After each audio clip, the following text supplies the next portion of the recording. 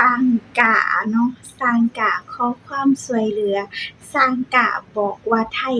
ไร้มนุษยธรรมบอกว่าไทยบ่ช่วยเหลือเขมรที่น้ำท่วมโอ้โฮหัวจะปวดนะคะทุกคนค่ะสบายดีสวัสดีค่ะพี่ FC ทุกท่านมื้อนี้มาพบมาพอกับออนเช่นเก่าเช่นเคยเด้อจ้ะทุกคนค่ะหลังจากที่บ่ได้เฮ็ดคลิปหลายมื้อหลายวันนั่นเองนะคะทุกคนค่ะมื้อนี้เนาะออนก็กลับมาเฮ็ดคลิปแล้วเนาะแบบว่างๆมาหั้นก็ว่างมาหั้นก็บ่ได้ว่างนะทุกคนค่ะเนาะมื้อนี้นะทุกคนออนจะมานำเสนอเนาะเพิ่นทางทนายเนาะเพิ่นก็ได้ออกมาเว้าแล้วเนาะว่าแบบแล้วก็หลายๆอินฟลูทางเขมรนะคะที่บอกว่าเขมรว่าประเทศไทยไร้มนุษยธรรมเป็นจังซี่คู่ฟ้อง UN เป็นจังซี่เนาะว่าไทยมียุทโธปกรณ์อิหยังต่างๆนานาอิหยังคือบ่ช่วยเหลือประเทศเพิ่นนะทุกคนค่ะออนก็เลยอ้าวออนก็เลยอ้าวทั้งแต่ปัดตอนที่ว่าสู้รบกันอยู่เดะซั้นบ่ให้คิดแหน่บ่เนาะแล้วก็ไทยสูญเสียอิหยังก็บ่ให้คิดแหน่บ่เนาะทุกคนแต่แบบยามเวลาแบบไทยแบบอ้อนเข้าใจเลยว่ายามเวลาไทยได้รับผลกระทบบอกว่าสมน้ำหน้าว่าประเทศไทยได้ซั่นจังซี่เนาะแต่พอตัวเองถูกน้ำท่วมถูกภัยพิบัติกลับมาเรียกร้องเนาะความสนใจมาเรียกร้องความเห็นใจจากประเทศไทยว่าอิหยังคือบ่ช่วยประเทศเพิ่นว่าซั่นนะทุกคนค่ะเนาะเขมรโวยประเทศไทยทั้งภาครัฐและเอกชนไม่ช่วยบริจาคน้ำท่วมในเขมรเลยทั้งที่เขมรเดือดร้อนกว่า 20,000 ครอบครัวเจ้าสิเดือดร้อน 20,000 หรือ 30,000 หรือ 40,000 หรือว่าเป็นแสนเป็นหยังเขาก็บ่กล้าไปดอกเพราะว่าเจ้าเฮ็ดกับเขาขนาดนี้เนาะที่ผ่านมาน่ะอ้อนคนหนึ่งนะก็สิติดตามข่าวคือกันนะทุกคนเนาะบ่แม่นสิว่าเราบ่ได้ติดตามข่าวเราก็เห็นอยู่ว่ามันเกินไปเนาะและแบบการที่ว่าบ่ว่าเรื่องงานก็เช่นกันเนาะแบบพากันหลั่งไหลเมื่อว่าอยากให้ไทยนี่แบบบ่มีเศรษฐกิจบ่ดีจังซี้เนาะว่าประเทศเขมรคนเขมรกลับเบิดนี่ประเทศไทยสิ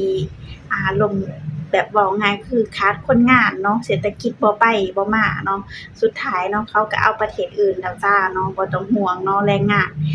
านก็คือกันเนาะอันดับหนึ่งแต่ตอนนี้ก็ยังพากันเข้ามาลักลอบเข้ามามื้อละเป็นร้อยก็ยังมีนะเนื่องจากว่าอยู่เขมรบ่ได้เนาะอยู่เขมรบ่ได้ก็ยังงงว่าเขาคิดกันจั่งใดเนาะจังพากันเมื่อตอนนั้นนะทุกคนแล้วตอนนี้เนาะพอน้ำท่วมกลับมาบอกว่าไทยบ่ช่วยเหลือเนาะ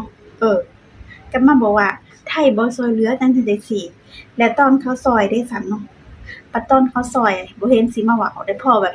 เคี่ยมหั้นเคี่ยมนี่เดะซั้นเนาะซ้ำบ่นำมาอ้อนคล้ายๆเห็นว่าถึงขั้นไปเคี่ยมสุดตาอุ๊ยอ้อนละงงคือจะเข้มทั้งทวีปเลยล่ะมั้งคิดว่าจังซั้นล่ะเนาะคิดว่าจะเข้มทั้งทวีปบ่ว่าจะเป็นชุดไทยชุดลาวเนาะเขาก็เข้มเบิดสารพัดเนาะแล้วก็ทูตทางกัมพูชาอีกเนาะขู่ฟ้อง UN ไทยเลือกปฏิบัติลำเอียงกับแรงงานกัมพูชาทั้งที่ทำดีกับไทยมากกว่าเมียนมาและสปป.ลาวมากมายเว้าง่ายคือเพิ่นทำดีเนาะทำดีกว่าคนเมียนมาทำดีกว่าคนลาวทำดีเว้าง่ายคือทำดีกับคนไทยนะมากกว่าคนลาวมากกว่าคนเมียนมาแต่เป็นหยังคือเลือกปฏิบัติเพิ่นว่าเลือกปฏิบัติว่าไทยนี่เลือกปฏิบัติแบบบ่ช่วยเหลือเพิ่นฮ้อนก็งงว่าอ้าวแล้วตอนที่ว่าจั่งซั้นจั่งซี้เดะซั้นเนาะคืออิหยังคือต้องมาเรียกร้องอิหยังขนาดนั้นเนาะแล้วอ้อนเห็นนะคลิปที่ทางเขมรเนาะน้ำท่วมอ้อนก็เห็นกันแต่พอตอนน้ำท่วมไทยแล้วก็เกิดภัยพิบัติอิหยังของไทยคนเขมรว่ากันแซวๆเลยว่าสมน้ำหน้าคืออ้อนเห็นคลิปแต่อ้อนคือตอนนั้นเห็นคลิปผ่านๆเนาะว่าบอกว่าไทยน่ะได้รับเวรกรรมจั่งซั้นจั่งซี้เนาะคือก็บ่ทุกๆคนดอกบางคนที่เขามาอัดคลิปหั้นน่ะอ้อนเห็นแล้วโอ๊ยจักสิไปชมเขาอิหยังเนาะเดี๋ยวพ้อประเทศตัวเองก็จักสิไปจั่งใดแหละเหมือนตอนนี้แหละเนาะทุกคนถึงพ้อน้ำท่วมประเทศตัวเองแต่คิดว่าไทยบ่ช่วยเหลือจั่งซั้นจั่งซี้อ้อนละงงเนาะแต่ปัจจุบันนี้ก็ยังแบบอันนั้นกันอยู่เนาะก็ยังปะทะกันอยู่หั้นนะก็ยังปะทะกันอยู่อ้อนก็เลยคิดว่ามันก็ คันอยากให้ช่วยก็ต้องให้ภาครัฐประเทศตัวเองป่ะช่วยแล้วก็ให้รัฐบาลของตัวเองป่ะช่วยบ่ล่ะทุกคนอ่อนซ้ำที่อ่อนอยู่ประเทศไทยหั้นนะแบบหยังก็แล้วแต่เนาะบ่ได้ขอความช่วยเหลือจากต่างประเทศส่วนมากอะไทยเขาจะช่วยกันเองทั้งภาครัฐและเอกชนเขาช่วยกันเองเนาะภาครัฐก็จะมีหน่วยงานต่างๆเนาะเข้ามาช่วยเหลือถ้าเอกชนก็อาจจะประมาณช่วยบริจาคหั้นนี้หั้นนะทุกคนเนาะอันนี้อิหยังคิดว่าประเทศไทยบ่ช่วยเหลือกล่าวหาจังซั่นจังซี้กล่าวหาไทยนั่นแหละค่ะทุกคนค่ะเนาะกล่าวหาไทยว่าไทยเลือกปฏิบัติอ้อนบอกเลยว่าถ้าไทยอะประเทศไทยอะเป็นคนใจดีแต่ถ้าใจดีจนเจ้าเกิดละโมบโลภมากเนาะเขาก็ตัดหางปล่อยวัดคือกันเด้อจ้ะเขาใจดีเฉพาะคนที่เขาหูบุญคุณ